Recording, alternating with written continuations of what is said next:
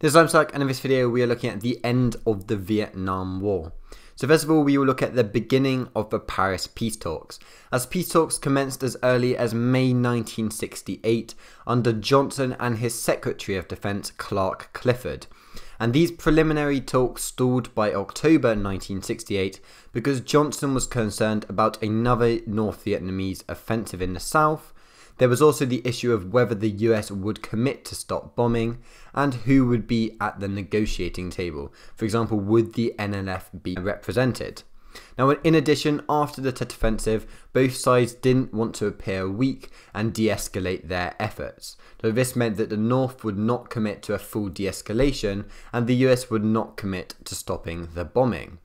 But in February 1970, Kissinger secretly met with Le Duc Thieu, and Le Duc Thieu was a communist politician and advisor to North Vietnam.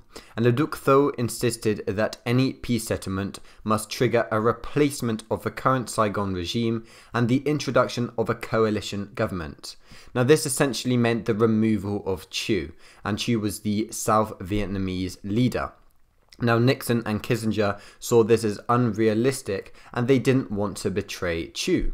So therefore, these negotiations stalled in November 1971 until the North Vietnamese moderated their position on Thieu in October 1972.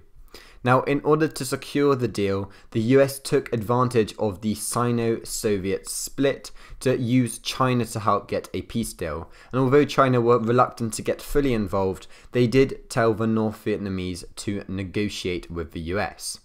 So by 1972, it was clear to all involved that a peace deal was needed because the objectives of both sides could not be agreed by military means. So this meant that by October 1972, an agreement was reached between the two parties. South Vietnam, though, were not involved in these negotiations. But the terms of the agreement were that a ceasefire would begin in January 1973. Each side would keep the areas which they controlled at the time of the ceasefire. Within 60 days, the US would withdraw their troops and prisoners of war would be exchanged. A commission would be set up to consider free elections in a post-war South Vietnam, and free elections would consider the eventual reunification of Vietnam as a single state. Now, despite this, Thieu was appalled at the agreement and the fact that South Vietnam had been excluded from the negotiations. So after Nixon had won the 1972 election, he renewed US military efforts to reassure Thieu that the US would not abandon the South.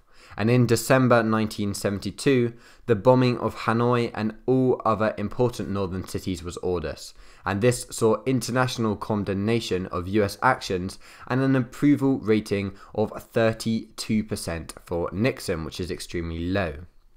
So on the 27th of January 1973, the Paris Peace Agreement was finally agreed after the US had to place significant pressure on the South Vietnamese leader Thieu.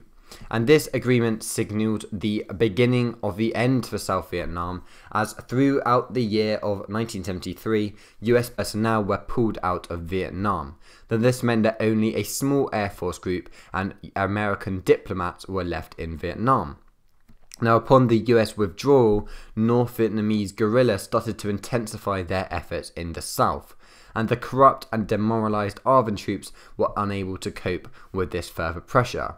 Now, the US were also struck with domestic issues as the Watergate scandal unraveled in Washington, and when Nixon's role in the scandal was revealed, he was forced to resign and was replaced by Gerald Ford. Now, Gerald Ford ultimately saw the foreign policy which saw the collapse of South Vietnam.